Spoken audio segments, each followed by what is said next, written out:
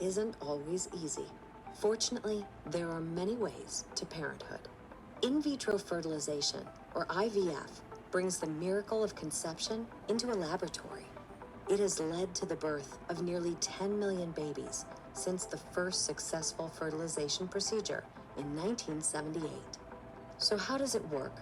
Let's take a closer, step-by-step look at the process. Step 1. Preparation. The IVF treatment process begins long before any egg removal and fertilization takes place. You'll need a thorough medical history before treatment begins, plus fertility tests and analysis for you and your partner. As the procedure gets closer, you may be prescribed birth control pills or estrogen to control the timing of your menstrual cycle and maximize the number of mature eggs available for retrieval. Step 2. Ovarian stimulation. During a typical ovarian cycle, only one egg becomes mature enough to ovulate. IVF treatment uses injectable hormone medication to bring a group of eggs to maturity to increase the odds of a successful pregnancy. The type, dosage, and frequency of the medication will be tailored specifically to you for optimal results.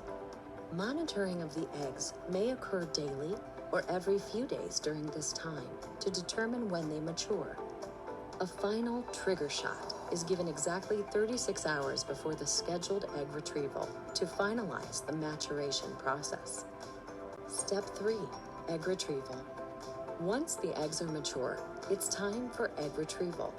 During this step, a suction device connected to a long, thin needle is inserted through your vagina. This will puncture ovarian follicles and pull the mature eggs out. Removed eggs are placed in a petri dish containing a special solution and then placed in an incubator for a short period of time. Since this procedure is mildly invasive, medication and sedation are used. 4. Fertilization takes place within a day. During a procedure known as an intracytoplasmic sperm injection, a single sperm is introduced into each mature egg. On average, about 70% of mature eggs will successfully fertilize. Step 5. Embryo development. Now comes the growing and waiting. Fertilized eggs are monitored and left to develop over the next several days, with cells actively dividing. About half of fertilized embryos will progress to the blastocyst stage when they are suitable for transfer into a uterus.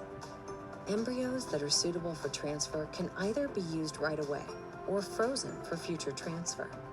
Step 6. Embryo transfer. Within a week after fertilization, it's time to transfer the embryos. This is a short procedure that only takes about 10 minutes and feels very similar to a pelvic exam or a pap smear. A speculum is placed within the vagina, and a thin catheter is inserted through the cervix into the uterus. An embryo or embryos are then injected through the catheter into the uterus.